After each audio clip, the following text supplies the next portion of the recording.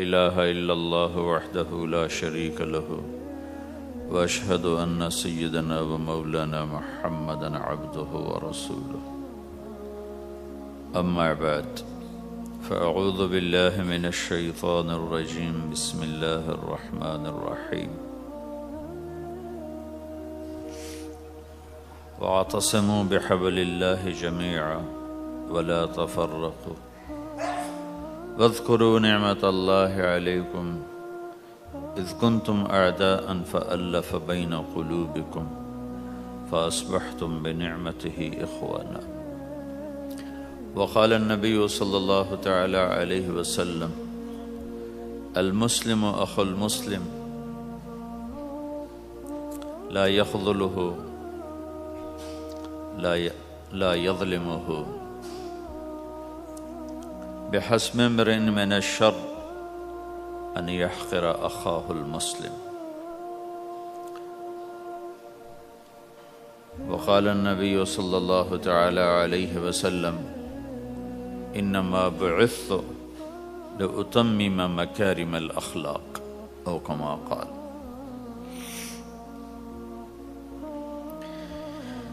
اللہ اکبر. میرے محترم بھائی اور دوستو،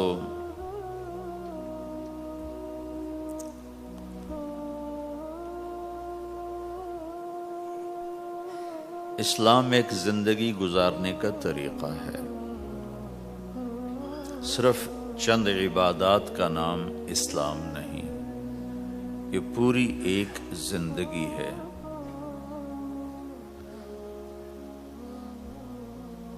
اور اس زندگی کو سکھانے کے لیے، چونکہ انسان پیدائشی طور پہ جاہل پیدا ہوتا ہے،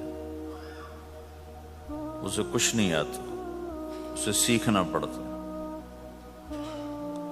اور جو سیکھتا ہے باہر سے سیکھتا ہے، سیکھا سکھایا نہیں پیدا ہوتا. کسی بچے کو آپ جنگل میں چھوڑ دو اور کوئی اس سے ملے نہیں تو وہ گونگا ہوگا، کچھ نہیں بول سکے گا. لیکن آپ چڑیا کے بچے کو تنہا چھوڑ دو، کوئی چڑیا اس سے ملاقات نہ کرے تو وہ اپنی زبان ہی بولے گا، اپنی زبان میں بولے گا. کوے کو تنہا چھوڑ دو، کوئی کوا اسے ملنے نہ دو تو کوے کی زبان ہی بولے گا. لیکن انسان کو گجراتی کا بچہ پنجابیوں میں چھوڑ دو تو گجراتی بھول جائے گا، پنجابی بولے گا. پنجابیوں کا بچہ گجراتیوں میں چھوڑ دو تو وہ پنجابی نہیں بولے گا، وہ گجراتی بولے گا. اور کوئی بھی نہ اس سے ملے، اسے تنہا چھوڑ دو تو وہ کچھ بھی نہیں بول سکے گا، گونگا ہوگا. تو انسان جو کچھ سیکھتا ہے باہر سے سیکھتا ہے، اور چونکہ امتحان کی جگہ ہے تو باہر دونوں چیزیں موجود ہیں، غلط بھی صحیح بھی. دونوں جنس بازار میں موجود. انسان کے علاوہ جتنی مخلوق ہے ان میں غلط کرنے کا کوئی سسٹم ہی نہیں ہے، وہ غلط کر ہی نہیں سکتے. جو کرتے ہیں ٹھیک کرتے. انسان کے اندر دونوں سسٹم ہیں، فَأَلْهَمَهَا فُجُورَهَا وَتَقْوَاهَا. یہ دونوں نظام لے کے چلتا ہے. اسلام کو سیکھنا پڑتا ہے. اور اسلام کے لیے جو سب سے بڑا سرمایہ ہے، جیسے آپ بازار میں جاتے ہو، دکان کھولتے ہو، پھیری لگاتے ہو، تو اس کے لیے پیسہ چاہیے، ڈالر چاہیے. ڈالر کے بغیر آپ کاروبار نہیں کر سکتے. اسلام کے لیے ایمان چاہیے، ایمان کے بغیر اسلام پہ چلا نہیں جاتا. جانتا ہوگا چل نہیں سکے گا. ایمان وہ طاقت ہے، وہ سرمایہ ہے، وہ کیپٹل ہے جس سے کوئی مرد عورت وہ دین پہ چل سکتا ہے. یہ زیادہ ہوگا تو زیادہ چلے گا، تھوڑا ہوگا تو تھوڑا چلے گا، نہیں ہوگا تو صفر ہوگا، زیرو ہوگا. تبلیغ کا جو یہ کام اللہ تعالیٰ نے ہمیں دیا ہے، یہ ایمان کو سیکھنے کی اور اس کو آگے پہنچانے اور پھیلانے کی محنت ہے۔ ایمان سیکھنے کے لیے فمن شاء اتخذ الی ربہ سبیلا، کوئی ایک طریقہ نہیں ہے، کئی طریقے ہیں۔ اللہ نے سبیل کے اوپر الف لام نہیں لگایا، الف لام ہٹا کر یہ بتایا ہے کہ اللہ تک پہنچنے کے راستے کئی ہیں، محنت کے۔ راستہ تو ایک ہے اسلام، اس پر آنے کی جو محنت ہے اس کے راستے مختلف ہیں۔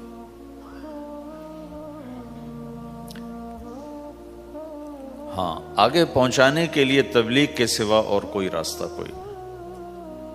یہاں آ کر تبلیغ منفرد کا کام منفرد ہو جاتا ہے کہ کسی محنت میں گشت کوئی نہیں سوائے تبلیغ، صرف تبلیغ ہے جس میں گشت ہے کہ خود چل کے جاؤ۔ اگر میرے پاس وہ میرے کالج کا لڑکا نہ آتا تو مجھے تو نہیں پتا تھا تبلیغ کیا چیز، نہ دین کا پتہ تھا نہ دنیا کا پتہ تھا۔ تو کوئی چل کے آیا اور اس نے ہاتھ پکڑا،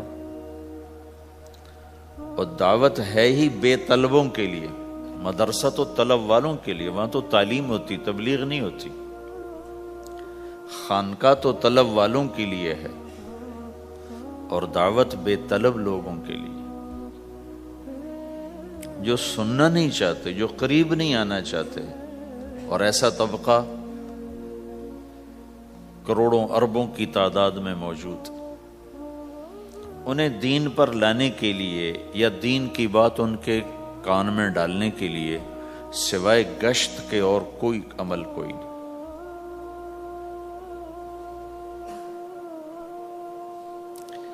میں پشاور گیا تو جماعت میں انہوں نے کہا جی یہاں ایک وکیل صاحب ہیں، تبلیغ والوں کو بہت گالیاں دیتے ہیں،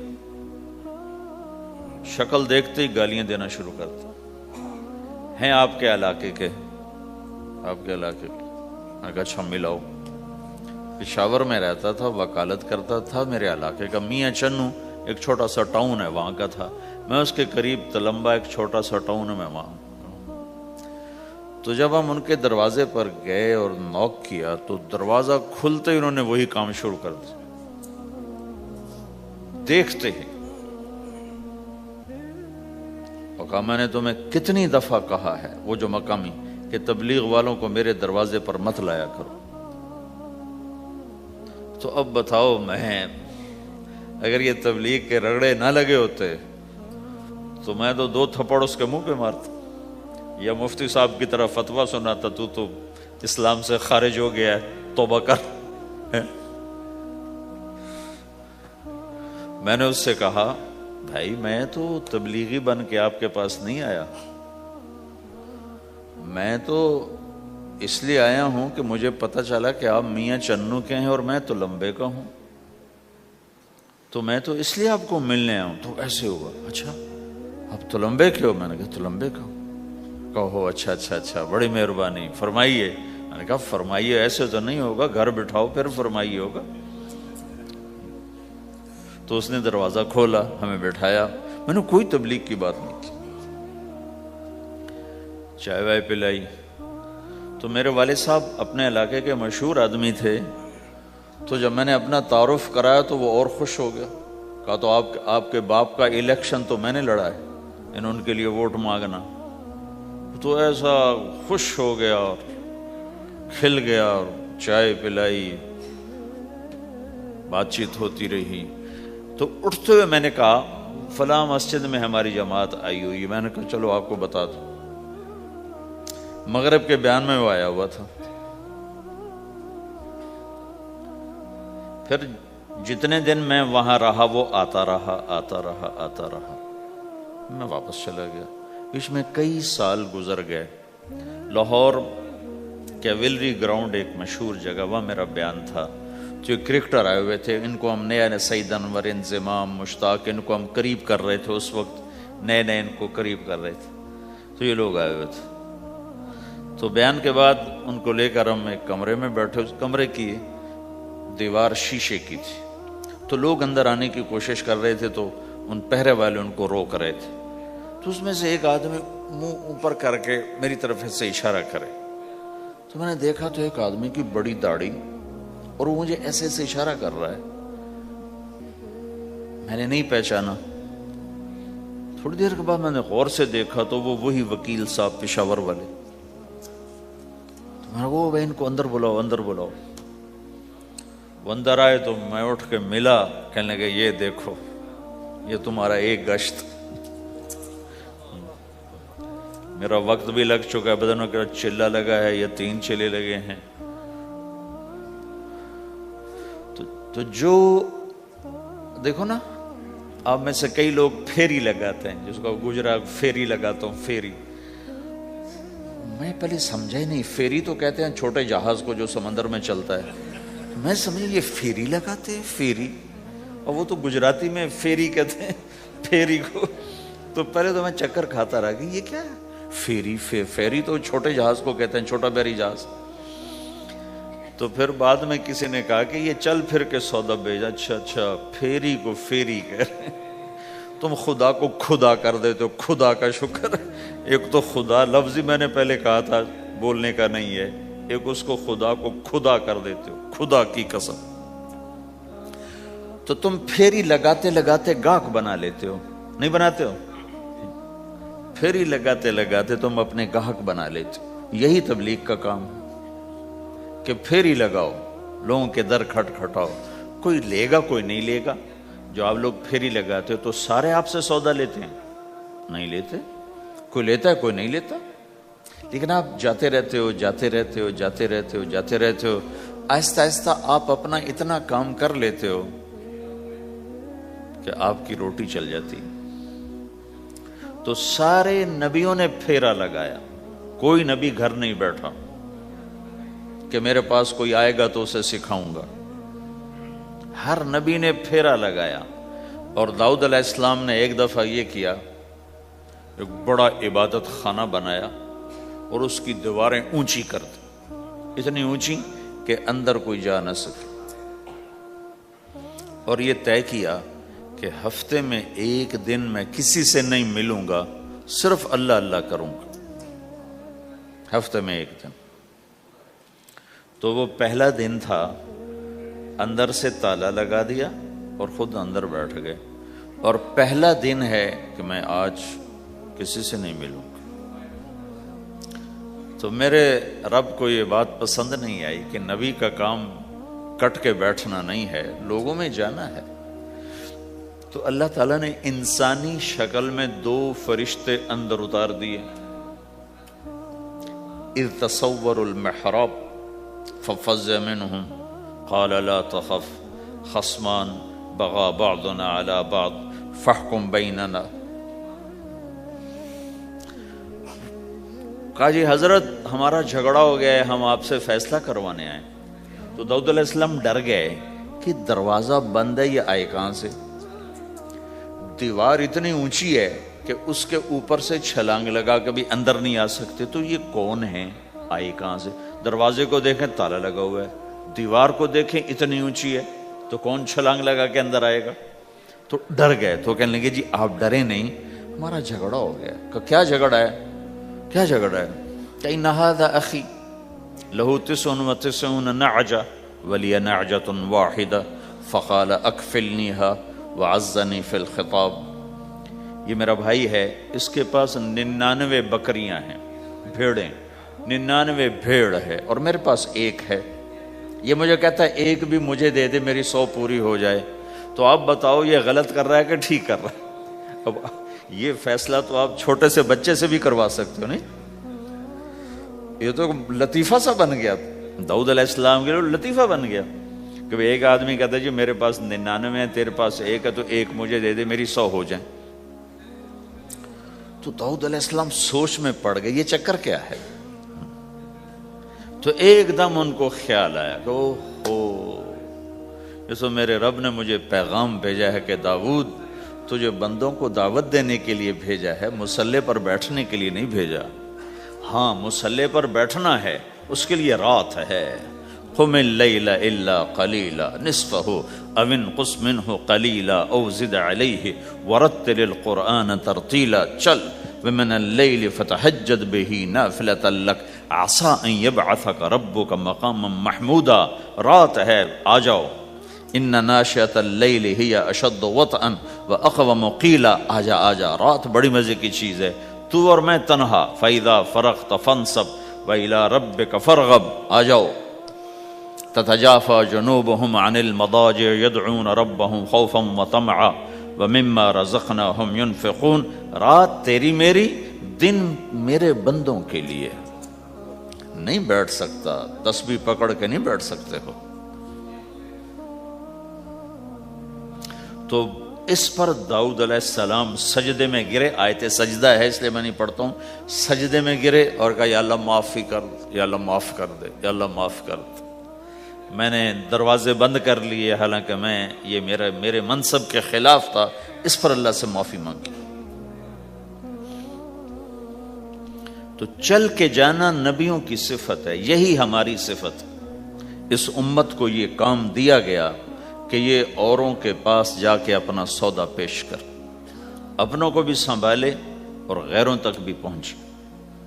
نہیں سنتے پھر جاؤ، نہیں سنتے پھر جاؤ، کیونکہ دلوں کا پھیرنا اللہ کے ہاتھ میں ہے، تیرے ذمہ آواز لگانا ہے۔ اللہ تعالیٰ نے تقسیم کر دی، قم اللیل الا قلیلا، رات اللہ کے پاس آ جا۔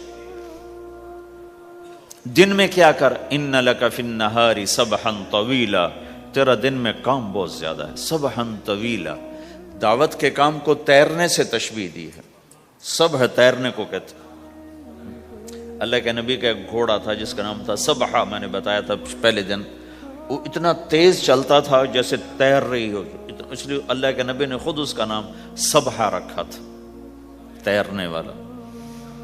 تو تبلیغ کے کام کو تیرنے سے تشبیہ دی کہ آپ نے لمبا تیرنا ہے، اور مکے میں تو پانی کوئی نہیں، تو کہاں تیرنا ہے جی؟ سارے مکے میں پانی کا قطرہ کوئی نہیں، زمزم کے کنویں کے سوا، تو تیرنا کہاں ہے؟ یہ اس دعوت کے کام کی بڑی خوبصورت تصویر ہے، سبحا طویلا۔ حالانکہ اللہ فرماتا ہے ان لک فی النہار شغلا طویلا، عملا عظیما،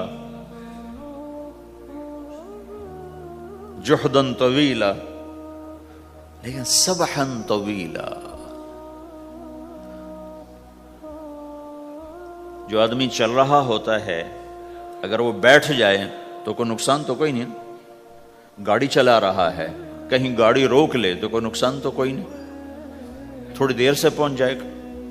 کہیں گاڑی کھڑی کر کے کافی پینے لگ گیا تو کوئی مسئلہ تو کوئی نہیں ہے، آدھا گھنٹہ دیر سے گھر پہنچ جائے گا۔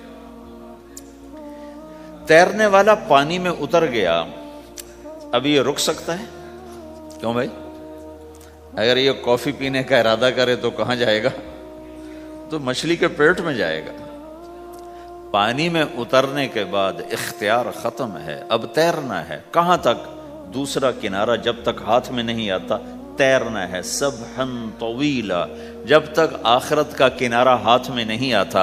اے میرے نبی، تجھے دعوت کا کام کرتے ہی رہنا ہے، کرتے ہی رہنا ہے، کرتے ہی رہنا ہے، تیری چھٹی کوئی نہیں۔ سبحن میں یہ اشارہ تھا کہ چھٹی کوئی نہیں، یہ موت تک کا کام ہے۔ وَاعْبُدْ رَبَّكَ حَتَّى يَأْتِيَكَ الْيَقِينُ۔ آئے ہائے، جب یہ آیت اتری، یا ایھا المدثر قم فانذر وربک فکبر، اے میرے محبوب اٹھ جا، اٹھ جا، میرا پیغام سنا، تو لیٹا ہوا ہے۔ تو اس پر آپ نے کہا، خدیجہ انقطع ایام النوم والراحہ، میرے آرام کے دن چلے گئے، میرے سونے کے دن چلے گئے، میرے رب نے مجھے کہا ہے اٹھ جا اور میرا پیغام سنا۔ تو اس وقت تو کوئی جاننے والا نہیں تھا، تو پہلے آپ چپ کے بات فرما رہے تھے، پھر اللہ نے کہا کھل کے کہہ، تو پھر آپ نے کہا میں خدیجہ میں کس کو کہوں، میری کون سنے گا، من ادعو من یستجیب۔ تو حضرت خدیجہ نے عرض کی، یا رسول اللہ آپ دعوت دینے میں پہل کریں، میں لبیک کہنے میں پہل کرتی ہوں۔ تو بھائیو، دعوت ہمارا سرمایہ ہے، دعوت سے ایمان بنتا ہے، ایمان سے عمل بنتا ہے۔ تو اگر آپ اس دعوت میں حرکت کرتے رہو گے، ان لک فی النہار سبحا طویلا، کل میں نے اس پر تھوڑی تفصیل سے بات کر دی تھی، آج میں اس سے اگلی بات کرنا چاہتا ہوں، لیکن اس کو بار بار سننا اس لیے ضروری ہے کہ آدمی بڑی جلدی بھول جاتا ہے، اور نفع سامنے نہ ہو تو اس کے لیے قدم اٹھانا، مال لگانا مشکل ہو جاتا ہے۔ آپ پھیری بھی تو لگاتے ہو، تو شام کو پیسہ ہاتھ میں آتا ہے تو تھکاوٹ چلی جاتی۔ میں نے ایک شخص سے کہا تھوڑا تبلیغ میں وقت دے دو بھائی، کہا جی مجھے گولیاں لگی تھیں تو اس کے بعد میرے بدن میں درد ہوتا ہے تو میں ٹائم نہیں دے سکتا، لیکن میں اسے دیکھتا تھا وہ صبح سے شام تک اپنے دکان پہ کھڑا ہوتا تھا، کھڑا ہو کے کام کرتا تھا۔ تو ایک دن میں نے اس سے پوچھا یہ تو دکان پہ کھڑا ہوتا ہے، اس کا درد تمہیں نہیں ہوتا؟ تبلیغ میں تو اتنی مشقت نہیں ہے۔ وہ کہنے لگا جی روز درد بہت ہوتا ہے، لیکن میں جب شام کو پیسے گنتا ہوں تو سارا درد چلا جاتا ہے، سارا درد چلا جاتا ہے۔ تو اب آپ تبلیغ میں 3 دن کے لیے گئے تو کچھ لگا کے آتے ہو، ہاتھ میں تو کچھ بھی نہیں ہوتا، اور چلے کے لیے جاؤ تو کچھ لگتا ہے، ہاتھ میں تو کچھ بھی نہیں آتا۔ 4 مہینے کے لیے جاؤ تو کچھ لگتا ہے، ہاتھ میں تو کچھ بھی نہیں آتا۔ تو وہ جذبہ پیدا نہیں ہوتا لگانے کا، تھکنے کا، تھکانے کا، جیسے دنیا میں پیدا ہوتا ہے کہ اس کی واپسی نظر آ رہی ہوتی۔ تو اس لیے بار بار ضرورت ہے اس کو سننے اور سنانے کی کہ اللہ نے اس امت کو یہ منصب دیا ہے، کنتم خیر امت اخرجت للناس، تم سب سے بہترین امت ہو، تمہیں نکالا گیا ہے۔ کیا کرتے ہو؟ تأمرون بالمعروف وتنہون عن المنکر وتؤمنون باللہ، بھلائی کی بات کرتے ہو، برائی سے روکتے ہو، صلہ مجھ سے لیتے ہو، تؤمنون باللہ، صلہ مجھ سے لیتے ہو، اللہ پہ ایمان لاتے ہو۔ کل بھی میں نے کہا تھا کہ ہر مسلمان کے ذمہ دعوت ہے، عمل کرے یا نہ کرے۔ آج پھر اس کو دوہرا رہا ہوں کہ عمل کرے یا نہ کرے، اوروں کو دعوت دینا ہر مسلمان کے ذمہ ہے۔ اللہ تعالیٰ نے بنو اسرائیل کے بارے میں کہا میری تم پہ لعنت ہے، لعن الذین کفروا من بنی اسرائیل علی لسان داود و عیسیٰ ابن مریم، اے داود، اے عیسیٰ، ان پر لعنت بھیجو۔ کتنا سخت اللہ کا فرمان ہے۔ اچھا کیوں؟ کس لیے؟ اللہ نے دو جرم بتائے، ذَلِكَ بِمَا عَصَوْا وَكَانُوا يَعْتَدُونَ، یہ بہت نافرمان ہو چکے ہیں، بہت نافرمان ہو چکے ہیں۔ ایک اس کی وجہ سے ان پر اللہ کی لعنت۔ دوسرا کیا ہے؟ كَانُوا لَا يَتَنَاهُونَ عَن مُنْكَرٍ فَعَلُوهُ، جو گناہ خود کر رہے ہوتے ہیں اس سے اوروں کو نہیں روکتے۔ كَانُوا لَا يَتَنَاهُونَ، نہیں روکتے تھے، عن منکرن، اس گناہ سے، فعلوہ، جسے وہ خود کر رہے ہوتے تھے۔ تو اس سے پتہ چلا کہ اگر کوئی نافرمانی بھی کر رہا ہے تو کسی کو اگر دیکھتا ہے نافرمانی کرتے تو اسے سمجھانا اس کے ذمے ہے۔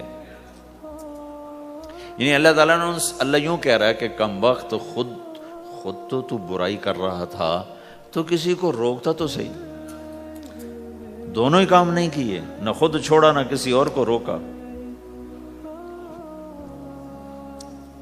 تو بھائیو، حرکت کرتے رہنا، اس حرکت میں بڑی طاقت ہے۔ ساری کائنات حرکت میں، اگر رک جائے تو تباہی۔ زمین حرکت کر رہی ہے، سورج حرکت کر رہا ہے، چاند، ستارے، ہر شے حرکت میں۔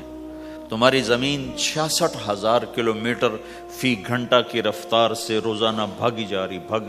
کہیں پتہ چلا کہ پاناما میں دونوں سمندروں کے 66,000 کلومیٹر فی گھنٹہ کی رفتار سے دوڑا جا رہا ہے۔ تمہارا سورج 6 لاکھ میل 9 لاکھ کلومیٹر فی گھنٹہ کی رفتار سے دوڑتا جا رہا ہے۔ حرکت کے ساتھ زندگی ہے، حرکت ختم ہوگی زندگی ختم ہو جائے گی۔ اب لوگوں نے حرکت کی، اپنے ملکوں کو چھوڑ کر آئے، اللہ نے آپ کو روزگار دے دیا، باعزت روزگار دے دیا۔ تو بھائیو، اللہ کے دین کے لیے حرکت کرتے رہنا، عمل بھی آ جائے گا انشاءاللہ، ایک دن دیکھو گے زندگی بدلے گی۔ ہمارے بزرگ تھے، ساتھی فوت ہو گئے، تو ان کا بیٹا پی آئی اے میں کیپٹن تھا، جہاز اڑاتا تھا۔ تو انہوں نے کہا بیٹا نماز پڑھ لیا کر۔ کہا ابا فرصت نہیں ملتی، بہت کام ہوتے۔ کہا اچھا چلو نماز کے وقت ایک آدمی کو دعوت دے دیا کر، 5 نمازیں ہیں، 5 دفعہ دعوت دے دیا کر۔ وہ کہنے لگا میں دعوت دوں؟ خود تو میں پڑھتا نہیں، دوسرے کو کیسے دعوت دوں؟ کہا بیٹا ایک تو میری مان لے، نماز کا انکار کیا ہے تو یہ تو مان لے کہ چلو کسی کو کہہ دیا کر کہ بھائی نماز پڑھا کرو۔ کہا چلو یہ تو آسان ہے، میں کہہ دوں گا۔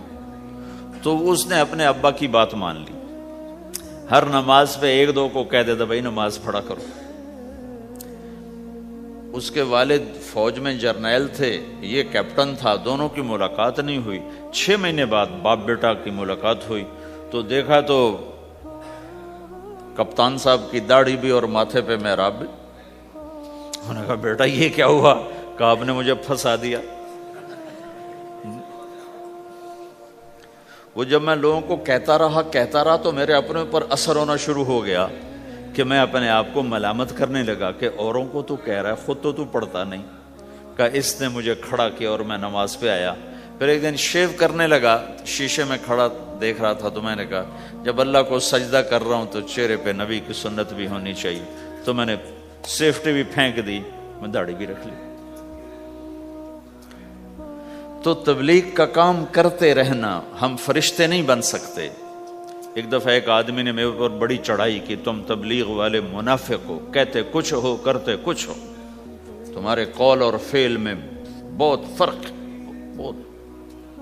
جب ان کا غصہ اتر گیا تو میں نے ان سے کہا بھائی 100 نمبر تو اللہ نے بھی نہیں مانگے، آپ کیوں مانگتے ہو؟ اللہ نے کہا ہے فمن ثقلت موازینہ، جس کی نیکیاں بڑھ جائیں گی گناہ تھوڑے ہوں گے تو پاس کر دوں گی۔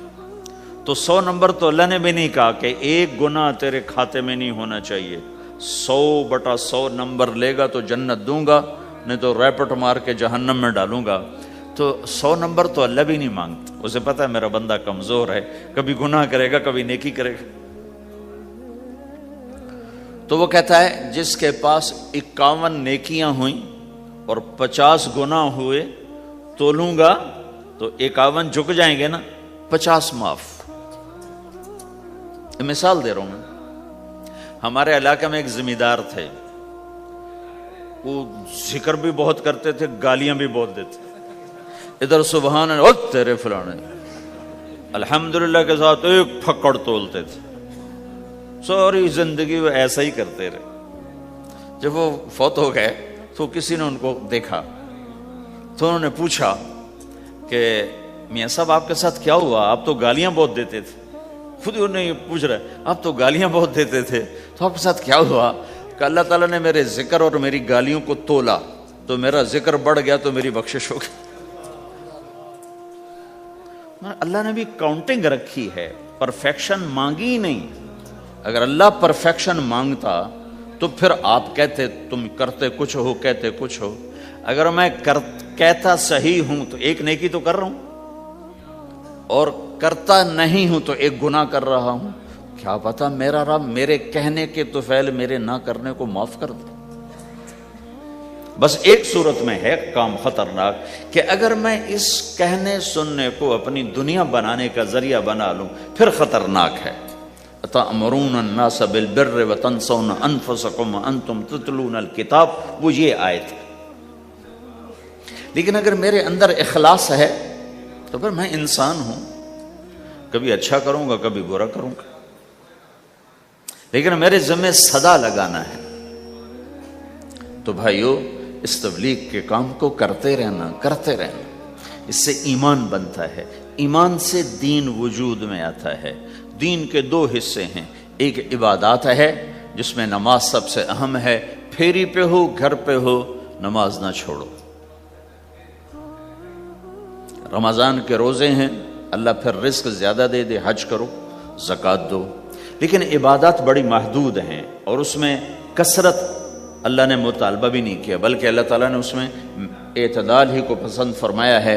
اللہ تعالیٰ نے ہمارے نبی لمبی لمبی نمازیں پڑھتے تھے، تو اللہ تعالیٰ نے روک دیا کہ ما انزلنا علیک القرآن لتشقی، میرے نبی میں نے تمہیں قرآن اس لیے نہیں دیا کہ تو لمبی لمبی نمازیں پڑھ کے تھکتا رہے، درمیان نہ چل، درمیان نہ چل۔ اللہ کے نبی نے تبلیغ میں زیادہ زور دکھایا تو اللہ نے اس پر بھی کہا فلا تذهب نفسك علیہم حسرات، اتنا غم نہ کیا کر کے تو خود ہی ہلاک ہو جائے، مت نہیں، ایسا نہ کر۔ تو عبادات محدود ہیں اور اس میں اعتدال مطلوب ہے۔ سارا دن مصلی پہ بیٹھنا یہ اللہ نہیں دیکھنا چاہتا، اللہ یہ دیکھنا چاہتا ہے کہ تو باہر جا تاکہ میں دیکھوں کہ اب تو کیا کرتا ہے۔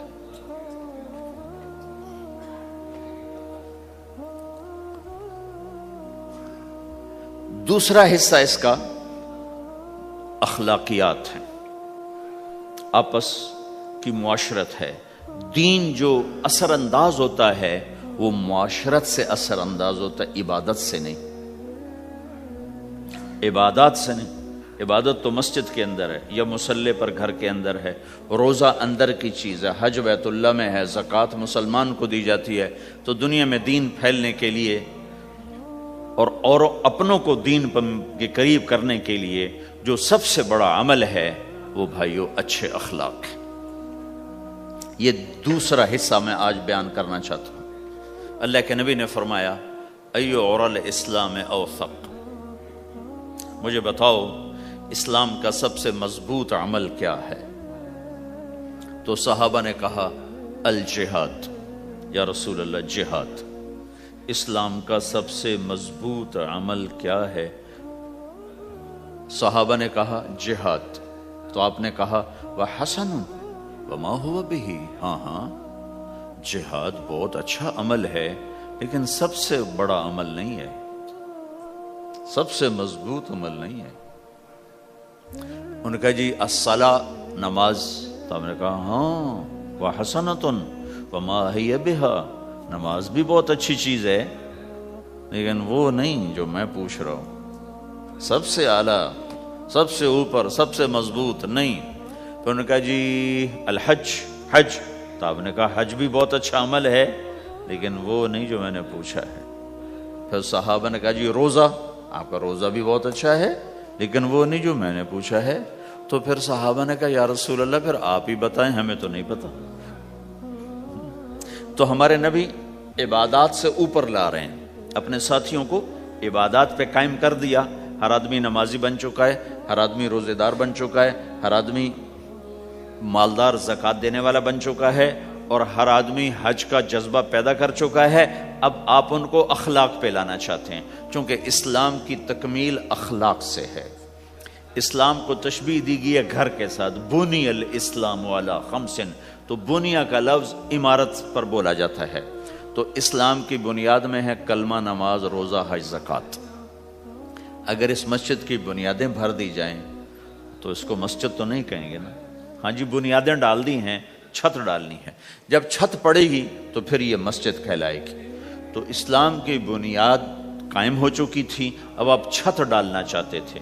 چھت کیا ہے؟ وہ اچھے اخلاق ہیں، تو اب آپ ان کو اوپر لا رہے ہیں، اوپر لا رہے ہیں۔ تو آپ نے جب پوچھا تو انہوں نے وہی کہا جو انہوں نے ابھی سیکھا تھا، نماز، روزہ، جہاد، حج، لیکن آپ نے سب کی نفی کر دی، نہیں یہ بھی نہیں، یہ بھی نہیں، یہ بھی نہیں، یہ بھی نہیں۔ اچھا یا رسول اللہ آپ بتائیں۔ تو آپ نے فرمایا ان اوثق عرى الاسلام الحب للہ والبغض للہ، اسلام کا سب سے مضبوط عمل وہ آپس میں اللہ کے لیے محبت کرنا ہے۔ اسلام کا سب سے مضبوط عمل وہ آپس میں اللہ کے لیے محبت کرنا ہے۔ اسلام کا سب سے مضبوط عمل وہ محبت ہے، اللہ کے لیے بغض ہے، اللہ کے لیے محبت ہے، یہ اسلام کا سب سے مضبوط عمل ہے۔ تو بھائیو یہ چھوٹا سا معاشرہ اسلامی بن جائے، اس کے لیے بنیاد میں نے پہلے بتا دی، اب چھت بتا رہا ہوں، وہ ہیں اچھے اخلاق۔ اللہ تعالیٰ نے جب ہمارے نبی نے نماز لمبی پڑھی تو اللہ نے کہا درمیانی پڑھو، میں نے ابھی بتایا۔ تبلیغ میں دکھ زیادہ جھیلا تو اللہ نے کہا درمیانہ چلو۔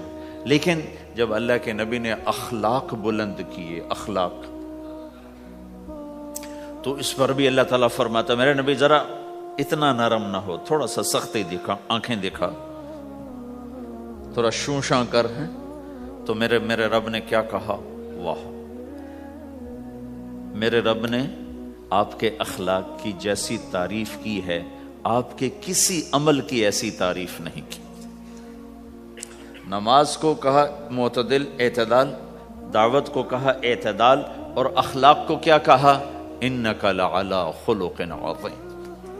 اور اس کو طاقت پہنچائی قسم اٹھا کے، نون، پھر قسم اٹھائی قلم کی جو علم کا ذریعہ ہے، والقلم وما یسطرون، مجھے قسم ہے قلم اور اس کی تحریر کی، ما انت بنعمت ربک بمجنون وان لک لاجرا غیر ممنون۔ ان دو آیتوں کو چھوڑ کر اگلی جو آیت آ رہی، وانک لعلی خلق عظیم، اے میرے محبوب میں قسم اٹھاتا ہوں قلم اور اس کی تحریر کی، تیرے اخلاق بڑے عالی شان ہیں۔ یہ نہیں کہا تیرے اخلاق بڑے عالی ہیں، انک لعلی، علا کا یہاں بہت عظیم الشان کردار ہے۔ علا یہ بتا رہا ہے کہ اے میرے نبی جتنے اخلاق تصور کیے جا سکتے ہیں وہ سب تیرے تابع ہو چکے ہیں، اور تو ان پہ سوار ہو چکا ہے، تو ان پہ چھا چکا ہے۔ علا چھا جانے کے لیے ہوتا ہے کہ تمام اخلاق تیرے غلام ہو چکے۔ ایک دفعہ آپ نے فرمایا اچھے اخلاق 360 قسم ہیں، 360 قسم، 360 صفات کا مجموعہ اچھے اخلاق۔ کوئی ایک صفت کسی کو مل گئی تو جنت میں چلا جائے گا۔ تو ابو بکر رضی اللہ عنہ سامنے بیٹھے تھے، کہنے لگے یا رسول اللہ افی منہا شیء، ان 360 میں کوئی میرے اندر بھی کچھ ہے؟ تو آپ نے کہا تیرے اندر سارے کا سارا، کوئی کمی کوئی نہیں، پورے۔ یہ آپ نے اور کسی کو نہیں کہا، صرف آپ نے یہ ابو بکر سے فرمایا کہ ابو بکر تیرے اندر پورے اخلاق 360۔ تو بھائیو، آپس کی محبت اور اچھے اخلاق یہ اسلام کا سب سے چوٹی کا سبق، سب سے اعلیٰ درجے کا سبق۔ اب ایک حدیث میں جو حدیث جبریل کہلاتی ہے، وہ انسانی شکل میں آ کر پوچھتے ہیں یا رسول اللہ اسلام کیا ہے؟ تو آپ کہتے ہیں کلمہ، نماز، روزہ، حج، زکوٰۃ، یہ اسلام ہے۔ یہی سوال اب آخری حج کا موقع آ چکا ہے، اب اسلام 9 سال آگے، 10 سال آگے جا چکا ہے اور اس کی شکل مکمل ہو چکی ہے۔ تو عمر بن عبسہ رضی اللہ تعالیٰ عنہ یہ آخری حج کے موقع پر آپ سے ملتے ہیں اور آ کر یہ آپ سے پوچھتے ہیں یا رسول اللہ مل اسلام؟ سوال ایک ہے، مل اسلام۔ شروع میں مدینے کے داخلے کے شروع میں جبریل انسانی شکل میں آتے ہیں اور کہتے ہیں مل اسلام، اسلام کیا ہے؟ تو آپ کہتے ہیں کلمہ، نماز، روزہ، حج، زکوٰۃ۔ اب یہی سوال 10 سال کے بعد یا 9 سال کے بعد عمر بن عبسہ کہتے ہیں یا رسول اللہ مل اسلام، اسلام کیا ہے؟ تو اب جواب سنو، آپ نے فرمایا اطعام الطعام وطیب الکلام، میٹھا بول بولنا اور کھانا کھلانا۔ کسی سے میٹھا بول بولنا کتنا عظیم ہے میرے نبی کی، میرے اللہ کی بارگاہ میں، کہ آپ نے فرمایا ابتسامک فی وجہ اخیک صدقہ، تو اگر کسی مسلمان کو ہنس کے مل لے تو یہ بھی تیرے لیے صدقے کا ثواب ہے، صدقہ لکھا جائے گا۔ جبریل کہتے ہیں یا رسول اللہ مل ایمان، ایمان کیا ہے؟ تو آپ فرماتے ہیں اللہ کو ماننا، فرشتوں کو ماننا، نبیوں کو ماننا، کتابوں کو ماننا، تقدیر کو ماننا، موت کے بعد کی زندگی کا اقرار کرنا۔ ان تؤمن باللہ وملائکتہ وکتبہ ورسلہ وبالبعث بعد الموت، یہ ہے ابتدائی جواب۔ اب یہی سوال عمر بن عبسہ کرتے ہیں 9 سال کے بعد، یا رسول اللہ مل ایمان، ایمان کیا ہے؟ تو آپ نے فرمایا الصبر والسماحہ، صبر کرنا، معاف کرنا۔ سوال ایک ہے، جواب 2 ہیں، کیوں کہ جگہ اور نوعیت بدل چکی ہے۔ ابتدائے اسلام ہے تو عبادات بتائی جا رہی ہیں، انتہائی اسلام ہے تو اخلاق بتائے جا رہے ہیں کہ اے عمر، ایمان کیا ہے؟ صبر کرنا، معاف کرنا، صبر کرنا، معاف کرنا۔ تو بھائیو جو ہمارا معاشرہ بنے گا اسلامی، گھر میں باہر، وہ بنے گا اچھے اخلاق سے، عبادت سے نہیں، علم سے نہیں، تبلیغ سے نہیں، وہ بنے گا اچھے اخلاق سے، میٹھے بول بولنے سے، درگزر کرنے سے، معاف کرنے سے، سہ جانے سے، اور بازار میں سچائی، بازار میں میٹھا بول نہیں، وہ تو ہر تاجر مسکرا کے ملتا ہے، ہاں وہ تو کاروبار ہے مسکرانا۔ سچا بول، الصدق ینجی والکذب یہلک، میرے نبی نے فرمایا سچ نجات دیتا ہے اور جھوٹ ہلاک کر دیتا ہے۔ تو بازار کے اخلاق ہیں صحیح بولنا، صحیح تولنا، دھوکہ نہ دینا۔ میرے نبی سے پوچھا گیا یا رسول اللہ مسلمان بزدل ہو سکتا ہے، ڈرپوک؟ آپ نے کہا ہو سکتا ہے۔ کہ یا رسول اللہ مسلمان بخیل ہو سکتا ہے، بخیل کنجوس؟ آپ نے کہا ہو سکتا ہے۔ کہ یا رسول اللہ مسلمان جھوٹ بول سکتا ہے؟ آپ نے کہا جھوٹ نہیں بول سکتا۔ آپ نے فرمایا میں اپنے امت میں ہر عیب کی توقع رکھتا ہوں کہ میرا امتی ہر گناہ کر سکتا ہے لیکن دو کام نہیں کر سکے گا اگر وہ میرا امتی ہے، ایک جھوٹ کبھی نہیں بولے گا، ایک دھوکہ کبھی نہیں دے گا۔ اور یہ دونوں کام ہمارے پورے عروج پر ہیں۔ تو مسلمان دھوکہ نہیں دیتا کسی کو، مسلمان جھوٹ نہیں بولتا۔ تو اللہ کے نبی نے یہ نہیں فرمایا جو نماز نہیں پڑھتا وہ وہ مجھ سے نہیں ہے، میری امت میں سے نہیں، جو روزہ نہیں رکھتا میری امت میں سے نہیں ہے، زکوٰۃ نہیں دیتا میری امت میں سے، یہ نہیں کہا۔ آپ نے کہا من غش فلیس منا، جس نے کسی کو دھوکہ دیا وہ میری امت میں سے نہیں ہے، میری امت سے خارج۔ تو آپ کی تجارت پاناما میں ایسی تجارتوں کو وہ اسلام کا بولتا ثبوت بن جائے۔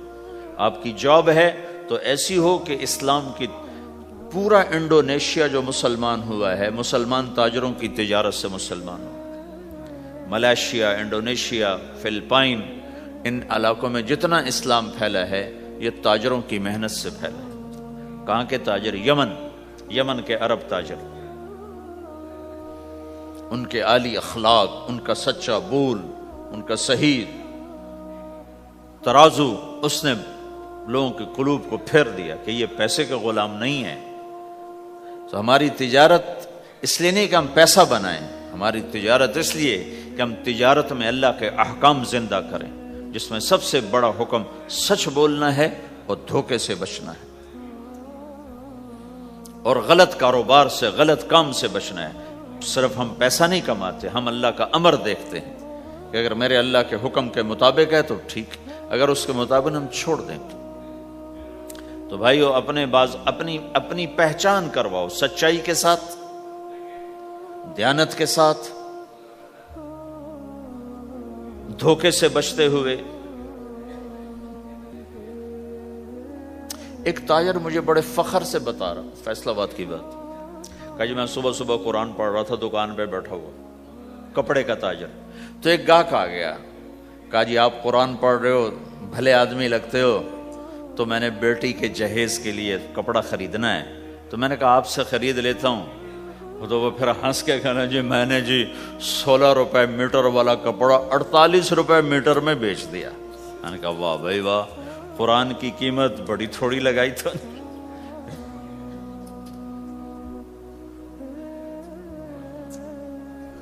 ہائے ہائے ہائے ہائے، اس کو شرم بھی نہیں آ رہی اس بات پر، احساس ہی کوئی نہیں کہ اس نے قرآن پڑھتے دیکھ کر اعتماد کیا، اور اس نے قرآن سے ہی اس کو دھوکہ دیا کہ پورے بازار میں 16 روپے گز ہے وہ کپڑا، وہ 48 روپے اس کو بیچ رہا ہے۔ اگر اپنے نبی کی بات سنو، آپ نے کہا سچا تاجر قیامت کے دن نبیوں کے ساتھ کھڑا کیا جائے گا۔ کیوں؟ کہ ہر موقع پہ جھوٹ بولا جا سکتا ہے، پروفٹ کمایا جا سکتا ہے، دھوکہ دیا جا سکتا ہے، فراڈ کیا جا سکتا ہے، اور اس سے بچتا ہے بچتا ہے بچتا ہے بچتا ہے۔ نہ اپنوں کو دھوکہ دیتا ہے نہ غیروں کو دھوکہ دیتا ہے۔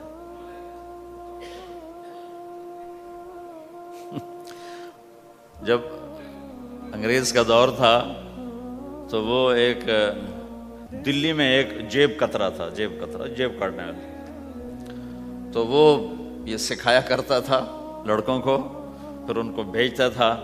تو اس کا ایک چیلا شام کو صرف 2 روپے لے کر آیا، 2 روپے لے کر۔ تو اس نے کہا بے وقوف، آج سارے دن کی کمائی 2 روپے؟ کہا استاد آج بہت بڑا مال مارا تھا،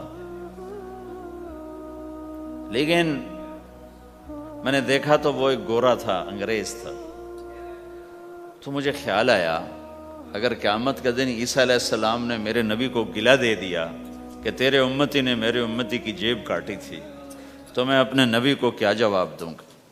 تو میں نے جا کر اس کو واپس کر دیا، ابھی اپنے کے کھسکا کے لایا ہوں 2 روپے۔ تو پچھلے زمانے کے تو چور بھی ایسے خوددار ہوتے تھے، اب تو نمازی ایسے غیرت کہاں پھینک کے آ گئے ہیں، ماتھے پہ محراب ہوتا ہے اور دھوکے میں سب سے اول ہوتا ہے۔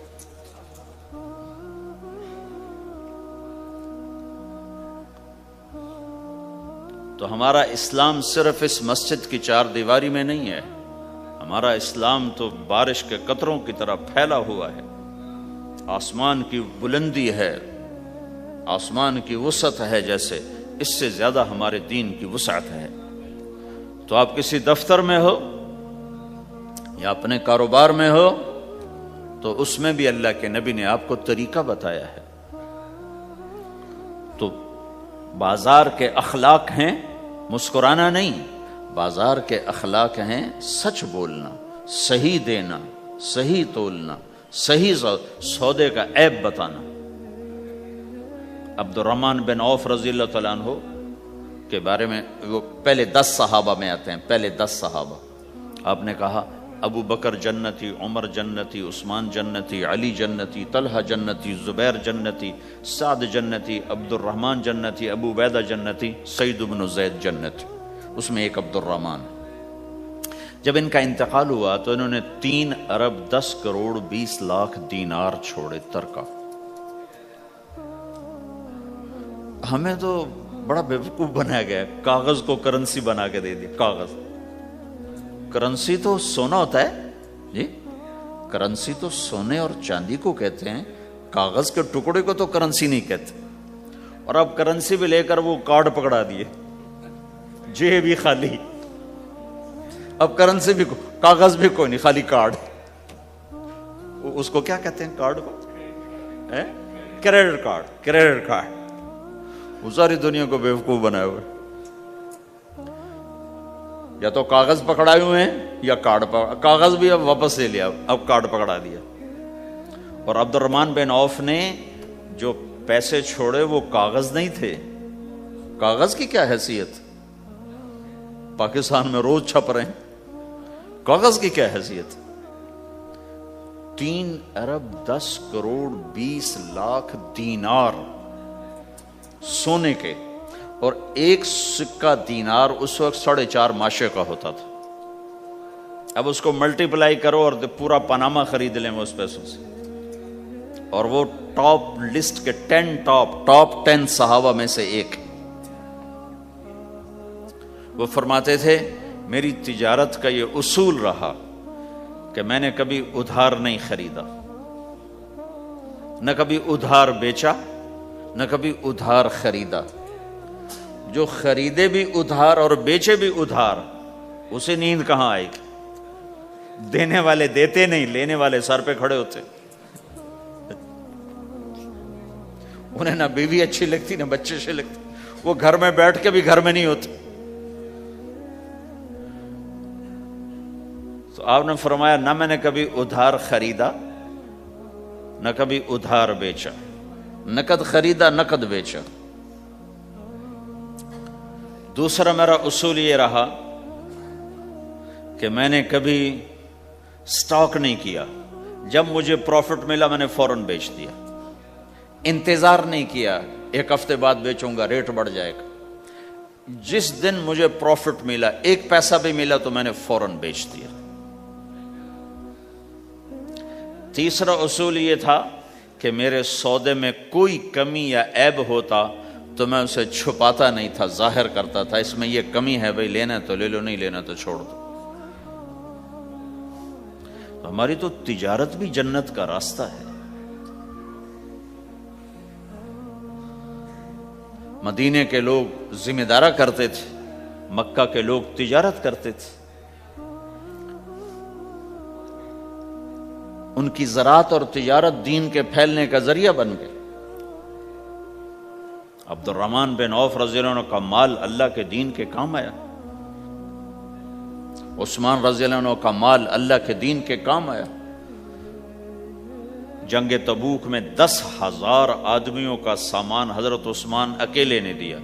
30,000 کا لشکر تھا تو 1/3 10,000 کا سارا سامان عثمان رضی اللہ عنہ نے اپنے گھر سے دیا، اور وہ پیسے دینار لا کے پیش کیے نا، تو اللہ کے نبی وہ دینار لے کر یوں کر رہے تھے، ایسے ایسے وہ کر رہے تھے، ما علی عثمان اللہ یعمل بعد عثمان، آج کے بعد تو کچھ نہ کر، جنت واجب ہو گئی تیرے پہ۔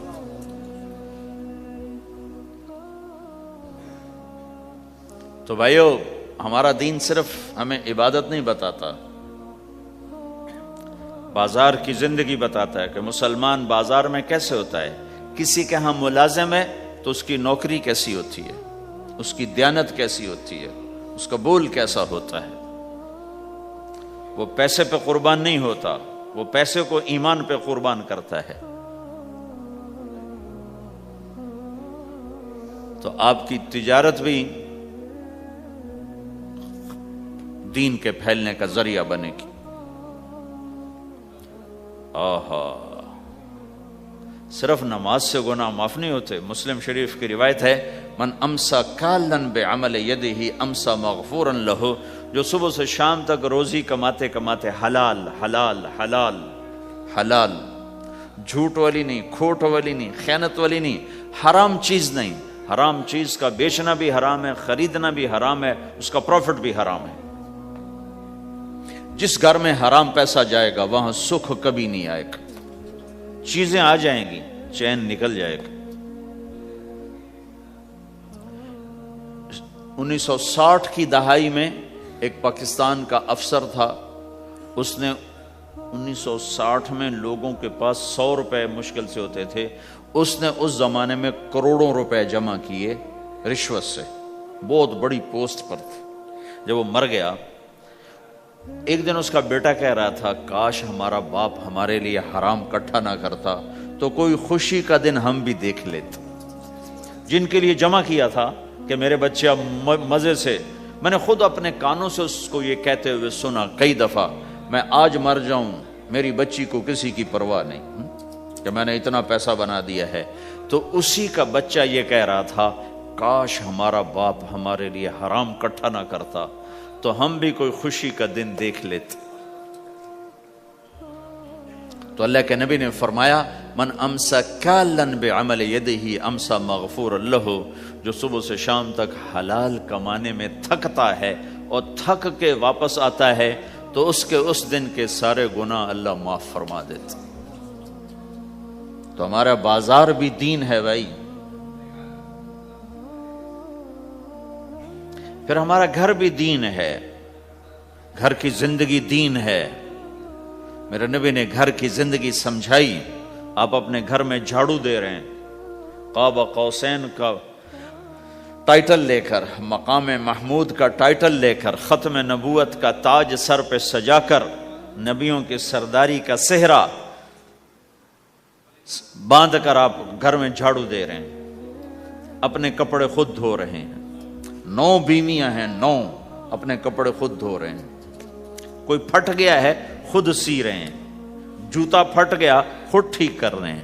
حضرت عائشہ رضی اللہ عنہا کو آٹا گوندنا نہیں آتا تھا، چھوٹی عمر تھی نا، تو ان کو آٹا گوند کے دیتے تھے۔ جب تک ان کو آٹا گوندنا نہیں آیا، ان کو آٹا گوند کے دیتے تھے۔ ہمیں تو گھر کی زندگی بھی سمجھائی گئی ہے، اور ہمیں بتایا گیا کہ تو اگر اپنی بیوی کے منہ میں لقمہ ڈالتا ہے تو یہ بھی تیرے لیے صدقہ ہے۔ سب سے بہترین صدقہ وہ ہے جو تم اپنے بچوں پر خرچ کرو۔ پھر دنیا دکھوں کا گھر ہے، تو میں قربان جاؤں اپنے نبی پر، آگے آنے والے سارے زمانوں کو دیکھ کر بیان فرما گئے، بتا گئے۔ اور انہوں نے فرمایا مجھے بتاؤ جہاد میں خرچ کرنے سے بھی بہتر خرچ کون سا ہے؟ جہاد میں خرچ کرنا تو سب سے بہتر شمار ہوتا ہے۔ آپ نے کہا مجھے بتاؤ جہاد میں خرچ کرنے سے بھی بہتر کون سا خرچ ہے؟ تو صحابہ نے کہا جی ہم تو نہیں جانتے، ہم تو اسی کو سب سے بہتر جانتے ہیں۔ ہم کہا نہیں، اولاد کا ماں باپ پہ خرچ کرنا جہاد میں خرچ کرنے سے بھی بہتر ہے۔ یہ کیوں فرمایا؟ کہ آگے نظر آ رہا تھا کہ اولاد نافرمان نکلے گی، لاکھوں بچوں میں سے کوئی ایک اگر اللہ چاہے تو اس کے یہ کہنے پر وہ پلاٹ مسجد کے نام ہو گیا، واپس نہیں لے سکتا۔ کہ جی مفتی صاحب ٹھیک ہے، کیوں کہ اگر اللہ چاہے، اگر اللہ چاہے، اور اللہ تو چاہتا ہے کہ تم اس کے نام پر دو، من ذا الذی یقرض اللہ قرضا حسنا۔ ٹھیک ہو گیا؟ یہ بات سمجھ میں آ گئی؟ اب ایک آدمی یوں کہتا ہے انشاءاللہ میری بیوی کو 3 طلاق، اگر اللہ چاہے تو میری بیوی کو 3 طلاق، تو علماء فرماتے ہیں یہ طلاق نہیں ہوگی۔ کیوں نہیں ہوگی؟ اس لیے کہ اس نے کہا ہے اگر اللہ چاہے تو میری بیوی کو 3 طلاق، اور اللہ چاہتا ہی نہیں کوئی اپنی بیوی کو طلاق دے، لہذا یہ طلاق نہیں ہوگی۔ ہزاروں دفعہ کہہ دے انشاءاللہ ساتھ لگا ہوا ہو، نہیں ہوگی۔ کیونکہ اللہ چاہتا ہی نہیں تم طلاق دو۔ اللہ گھر آباد، سینکڑوں آیات ہیں گھر کو آباد کرنے کے لیے۔ فَإِنْ خِفْتُمْ شِقَاقَ بَيْنِهِمَا، اگر میاں بیوی میں ہوگی کھٹپٹ تو بڑھاؤ نہیں۔ کیا مصیبت ہے کہ کچھ ادھر سے بڑھانا لگ جاتے ہیں، کچھ ادھر سے بڑھانا شروع کر دیتے ہیں۔ السلام علیک یا رسول اللہ، السلام علیک یا حبیبی یا نبی اللہ یا رسول اللہ، قلب بالحق تعلق وبغیرہ را تعلق، یبکی یسأل خالقہ